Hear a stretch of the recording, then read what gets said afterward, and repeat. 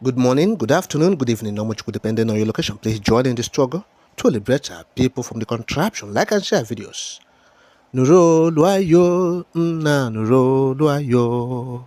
Nuro luayo, na nuro luayo.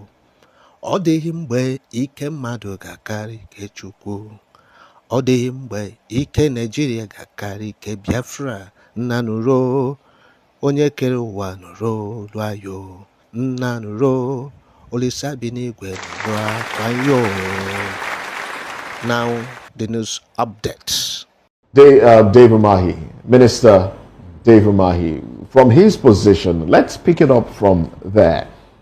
It wasn't President Tinubu that put him there, and so he shouldn't be pressured. And it will take a political solution and basically divine grace for this to happen, for him to be released. What's the Igbo Sociocultural Group, Ohaneze Ndigbo, also came out and said, look, don't make this about campaigning. Don't put this forward and say, look, don't make this about electioneering for 2027. But does it seem like there is a zeal, there is a desire to release Nnamdi Kanu anytime soon, especially considering the fact that a court in Kenya has rendered his extradition illegal? Now, Moses, look, I have said it before now that, look, whether Tinubu like it or not, he will release Nnamdi Kanu because all the allegations against him cannot hold water. From what happened in Kenya now, which I'm sure his lawyers will bring to Nigeria, I don't know what else they are trying to say. I don't know what else they are trying to do.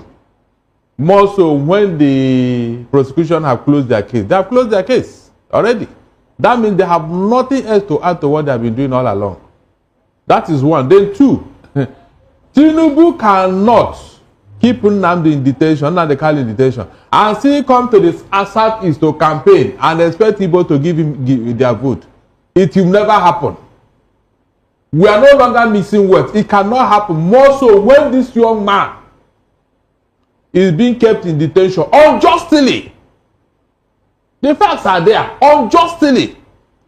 So David Mahi is not even talking properly, telling me it's not for. If Tinubu does not release Nnamdi Kanu, on what ground will he come to campaign and ask the Igbos Should he be campaigning with the life of the man in the first instance? No, whether it is or not, is that what this one he's doing in the north and every other place? What is it for? But Barrister Darlington, yes. Nnamdi Kanu was in prison. Tinubu became the president.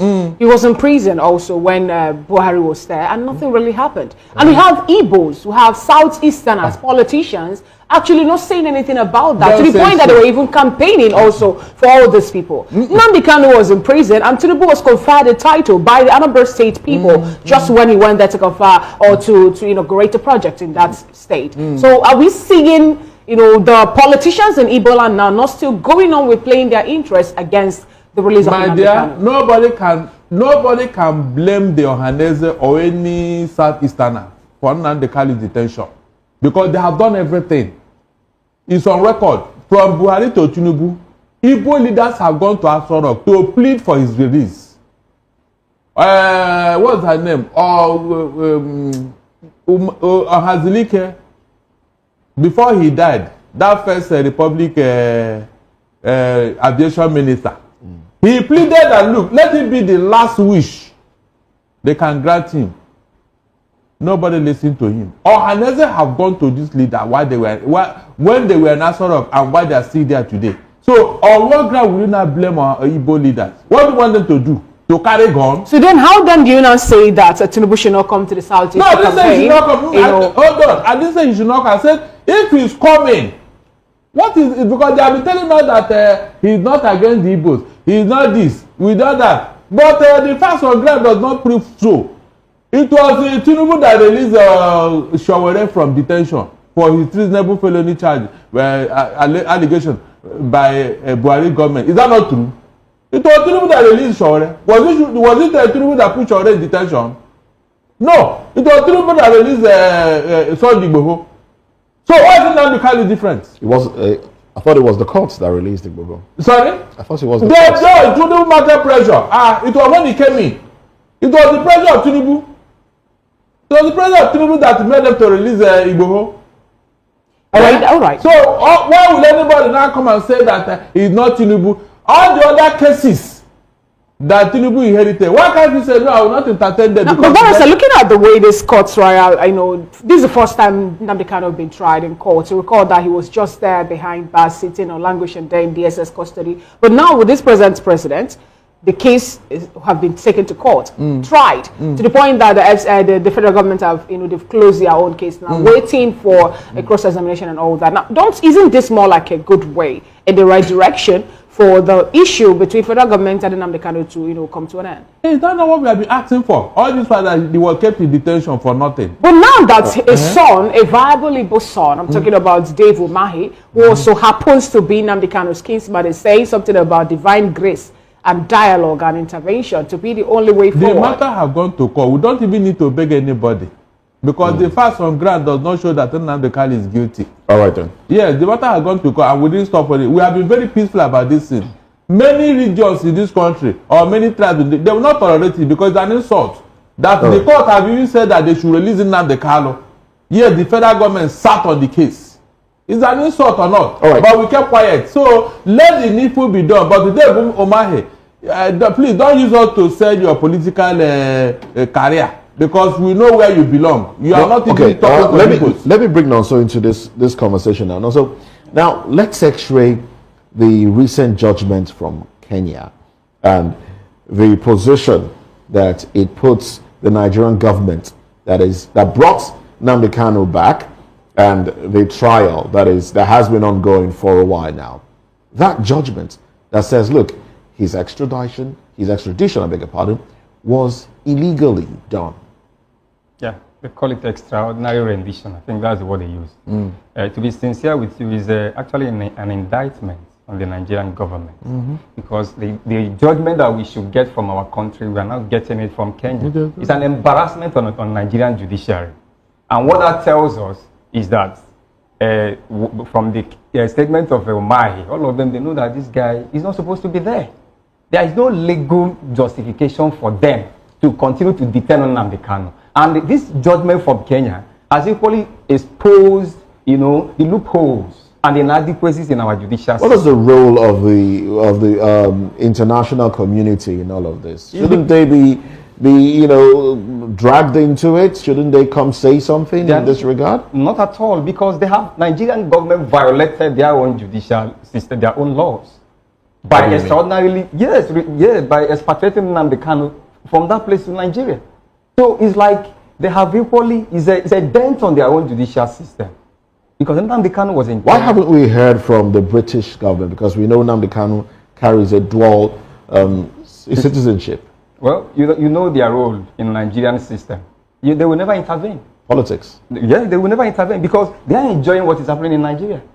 The British, what we call new colonialism today, these guys are enjoying, they are raping our economy and they will be silent. For how long are we going to blame the British over what we're having in Nigeria? This is 64 years of independence. Yes. And this count, okay, this is 2025, 65 years and all that. So how can a 65-year-old man still be blaming a grandfather or great-grandfather for the mishap happening there? Yes. What then is stopping the Nigerian leaders from breaking free or breaking away from the neocolonialism shackle that I just mentioned? We have somebody like P2B that is independent-minded. So long as we continue to have the stooges, those who go to Chatham House to first of all lay down their manifestos, to tell the British that this is what we want to do. You know what? Until we break that trajectory of anybody who wants to be the president of Nigeria going to Chatham House, do we need external validation from the UK government before? No. Come to Benue where they are killing people. Go there and give them your manifesto. Go to the southeast where there is insecurity. Tell them your manifesto. Don't go to Chatham House. So until we have a leader who has this intellectual autarky and, independent-minded leader. Okay, now you took us to another level. Yeah. Let's bring in this part where we'll have the talk about coalition. We'll have that to discuss later now.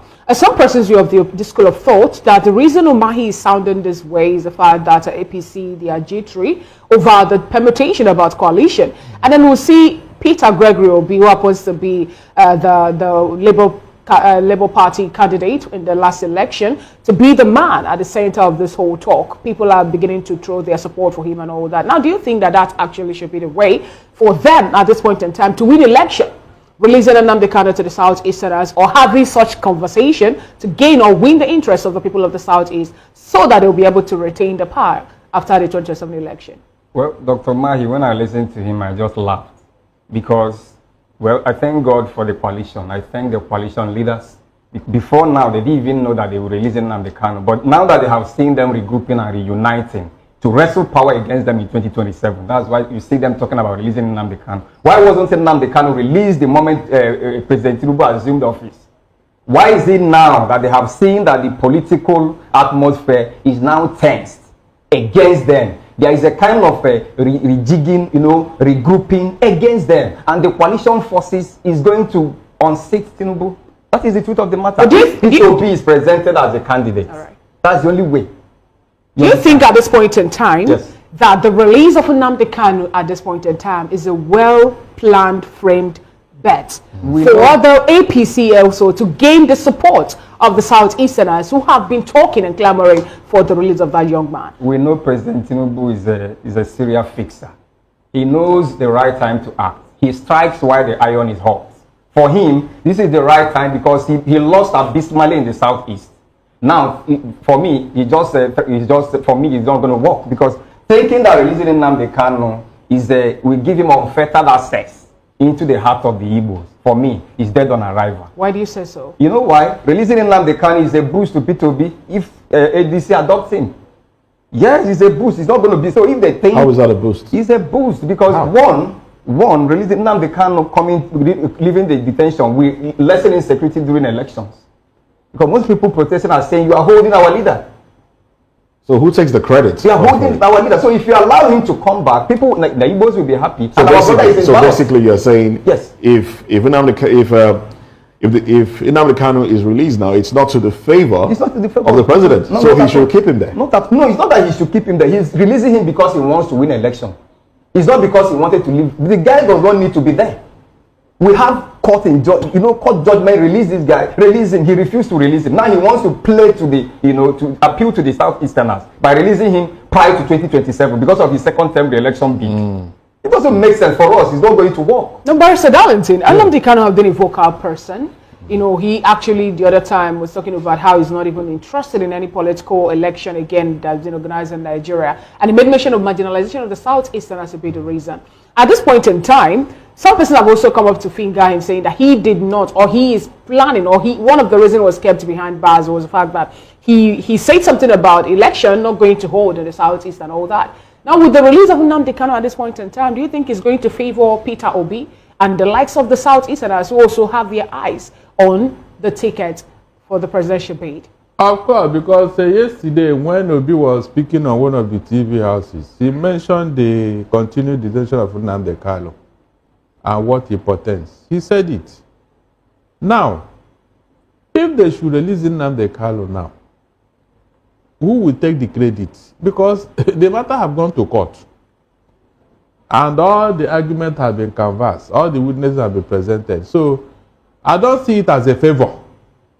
Rather, I see it as a way to maybe show up your political image in the Southeast. So do you think he will achieve that if he's released? You mean if the government in power release him? Yes. It's not even released, it's the court.